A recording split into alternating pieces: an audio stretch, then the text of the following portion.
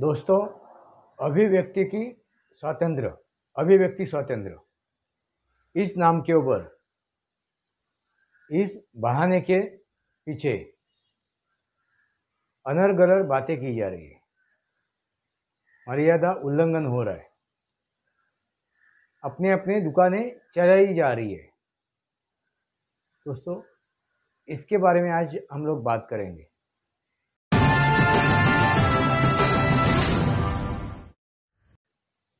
नमस्कार दोस्तों, वास्तवावर बोलू काहीतरी इस श्रृंखला में फिर एक बार आपका स्वागत।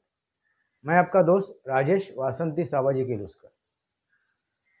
दोस्तों, अपने देश में अभिव्यक्ति स्वातंत्र्य यानी व्यक्त होने के लिए स्वातंत्र्य चाहिए। जो भी बात करनी है उसको स्वातंत्र्य है।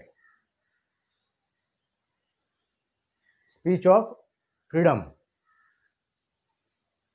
और उसके ऊपर मर्यादा उल्लंघन हो रहा है। मर्यादा उल्लंघन हो रहा है। उसका एक जीवंत उदाहरण 2-3 दिन पहले महाराष्ट्र में हुआ। उसके पहले भी पूरे देश में कहीं न किसी कोने में चीज़ें होती रही है। ये समझना जरूरी है, ये जानना जरूरी है। किसी न किसी देश के कोने में 2-3 दिन पहले महाराष्ट्र में भी चीज़ हुई, अभिव्यक्ति के स्वातंत्र्य के आड़ में। और वो कहाँ पे हुई? तो पुणे में विद्यापीठ में, यूनिवर्सिटी में, पुणे यूनिवर्सिटी।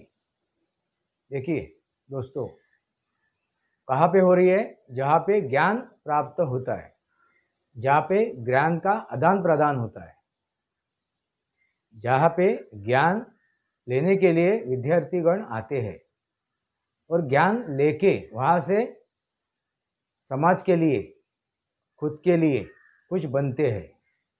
ऐसे जगह पे आप पहला वो वाकया देखिए, वो जो क्षण है वो देखिए, बाद में हम लोग उसके ऊपर चर्चा करेंगे।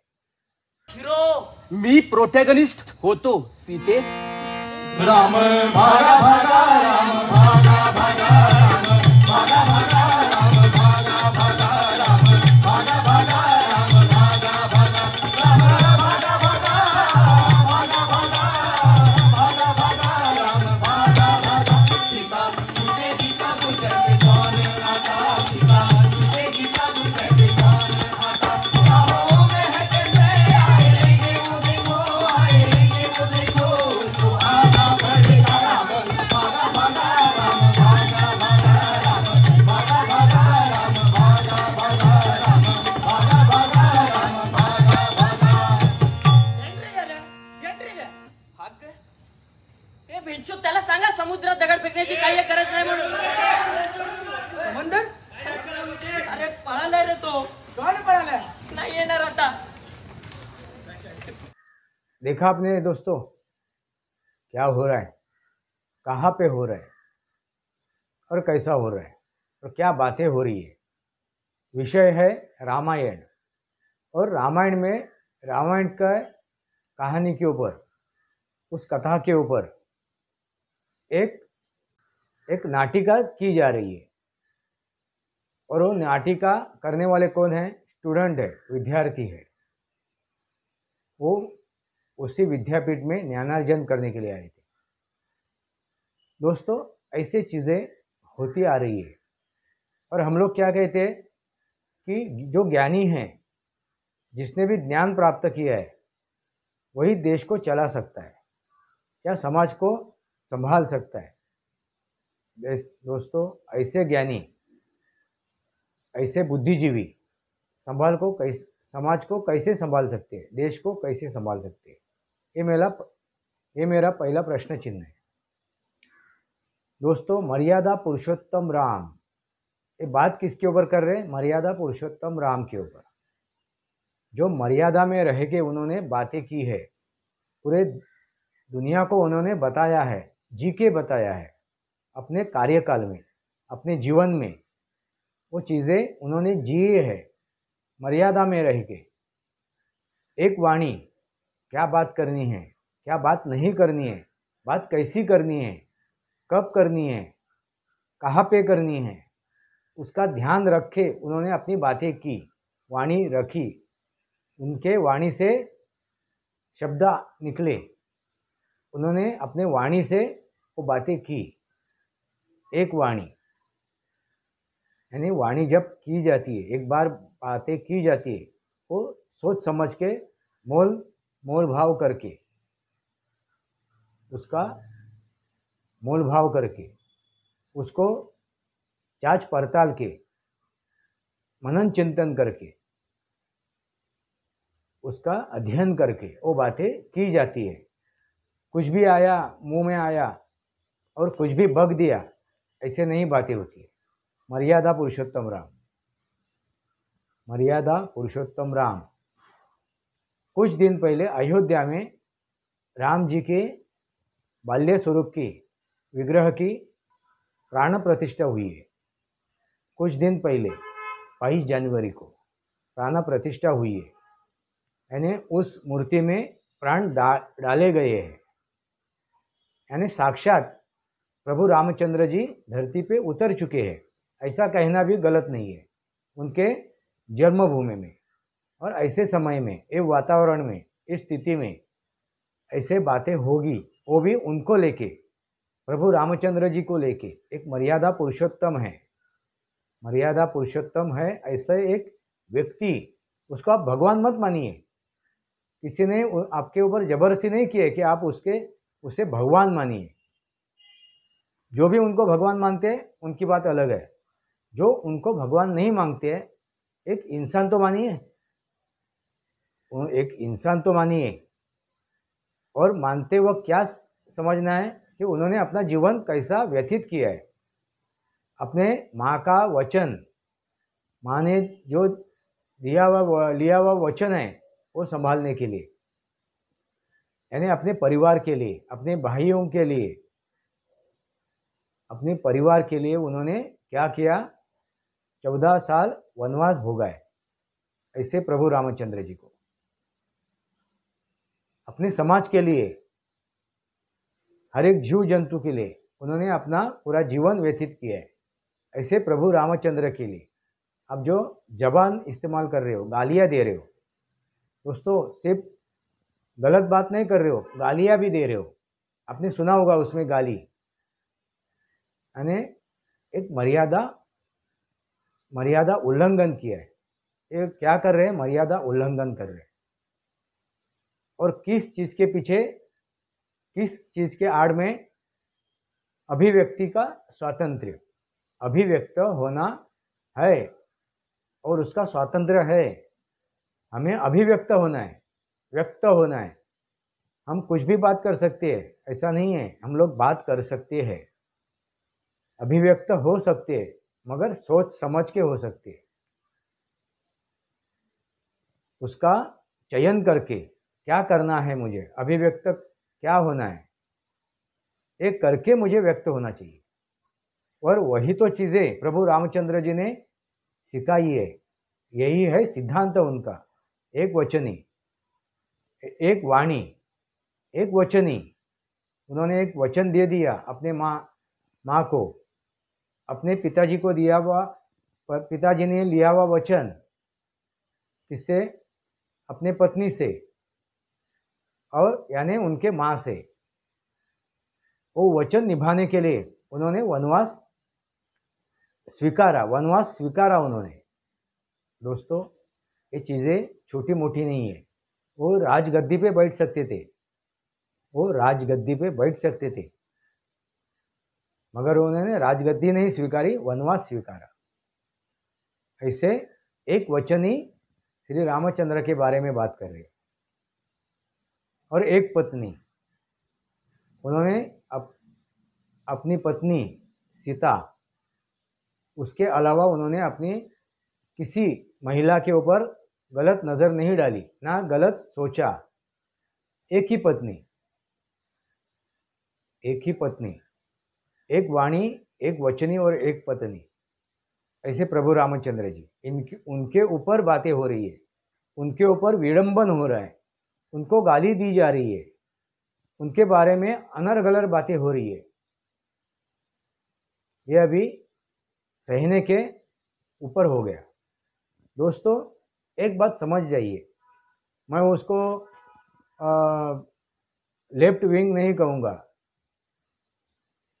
ना उनको मैं किसी धर्म से जोड़ूंगा, तथाकथित धर्म से।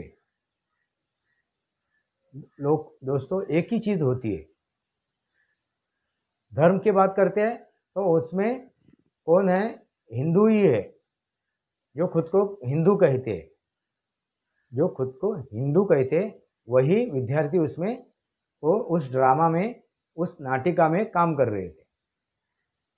जो जन्म से कौन है? हिंदू है, सनातनी है, तथाकथित हिंदू धर्म के है, क्योंकि धर्म एक ही है, कर्म करना, इसलिए मैंने तथाकथित हिंदू धर्म कहा।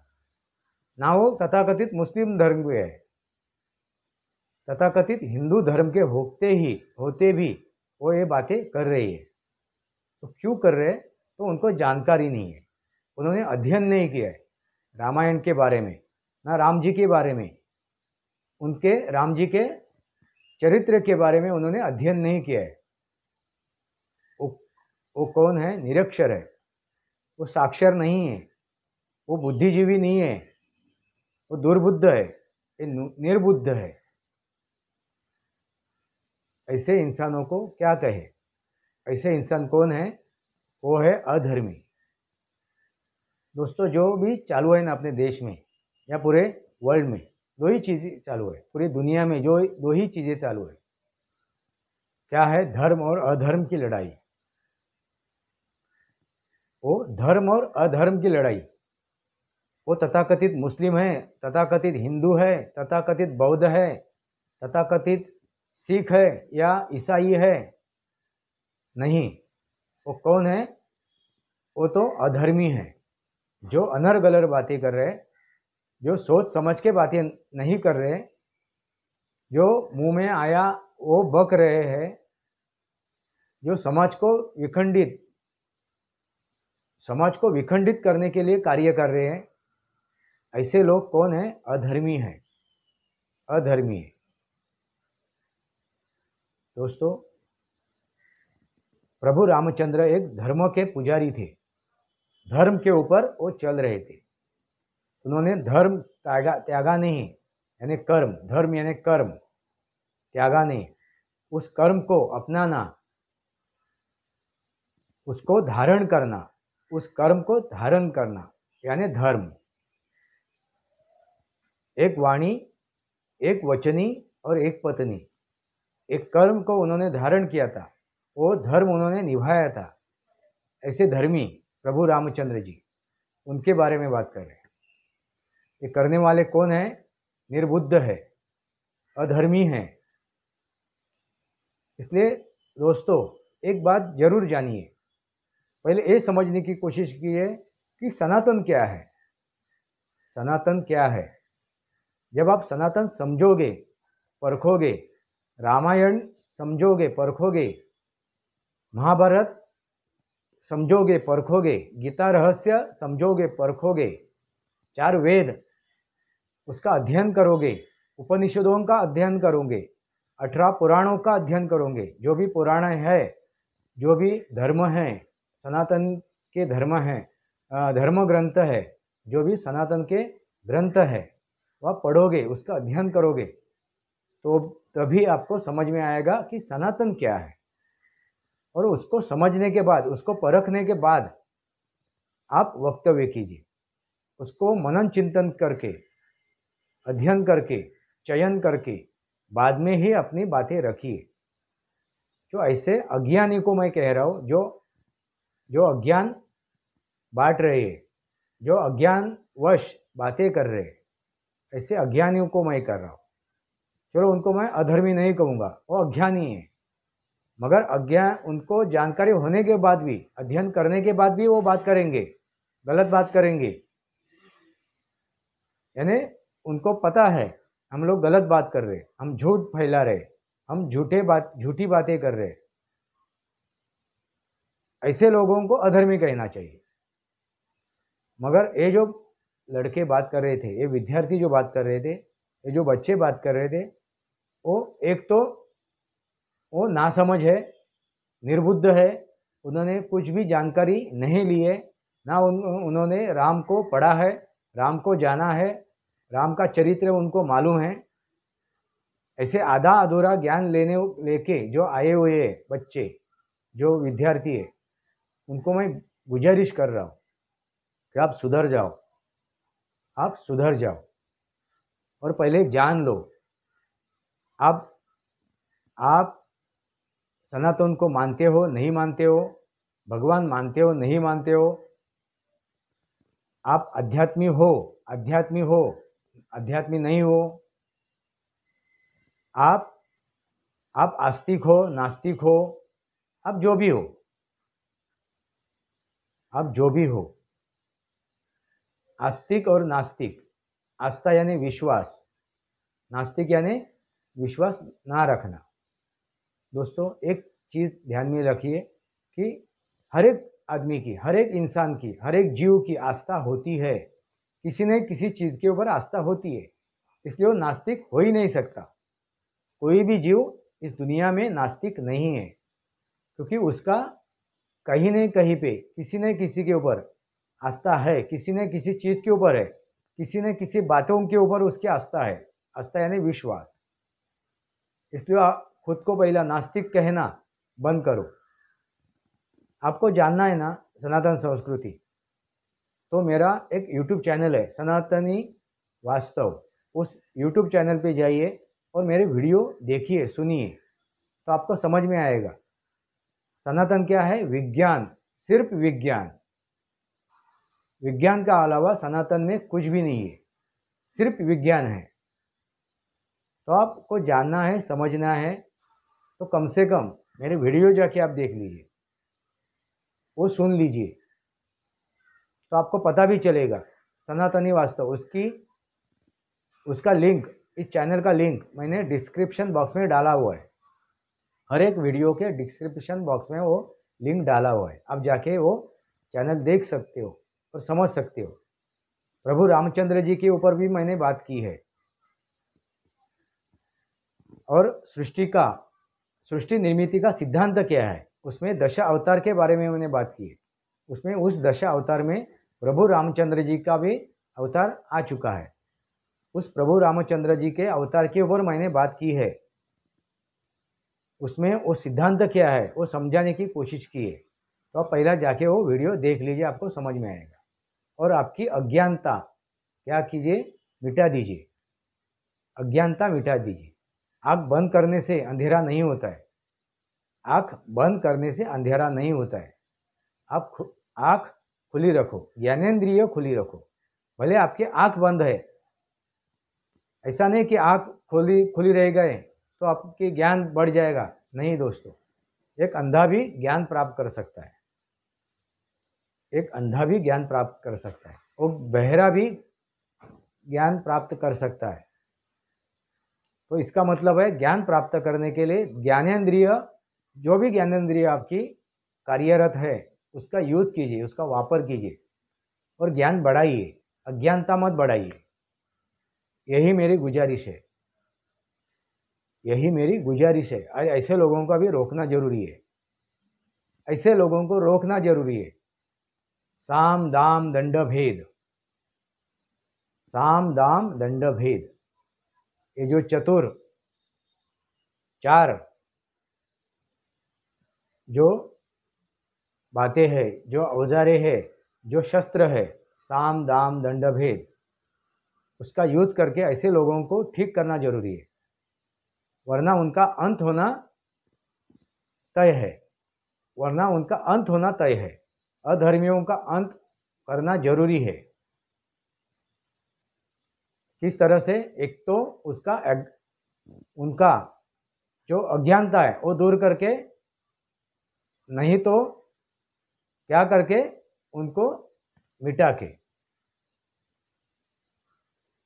मिटा के या शास्त्र से या शस्त्र से, शास्त्र से या शस्त्र से यदा यदा हि धर्मस्य ग्लानिर्भवति भारत अभ्युत्थानात् अधर्मस्य। दोस्तों ये जो है ना गीता रहस्य में ये जो श्लोक है उसका मतलब है जब जब अधर्म अपना सर ऊपर निकालता है पर उसको ख़त्म करना जरूरी है, उसका सर दबाना जरूरी है या उसका सर काटना जरूरी है। जान लीजिए, समझ लीजिए। वास्तव और बोलो काहीतरी इस श्रृंखला को सब्सक्राइब कीजिए, बेल आइकॉन दबाइए। मेरे विचार सही लगे तो लाइक कीजिए, आपके विचार कमेंट बॉक्स में लिखिए। आज के लिए इतना ही। भारत माता की जय, वंदे मातरम। जय भारत, जय महाराष्ट्र, जय सनातन, प्रभु रामचंद्र की जय।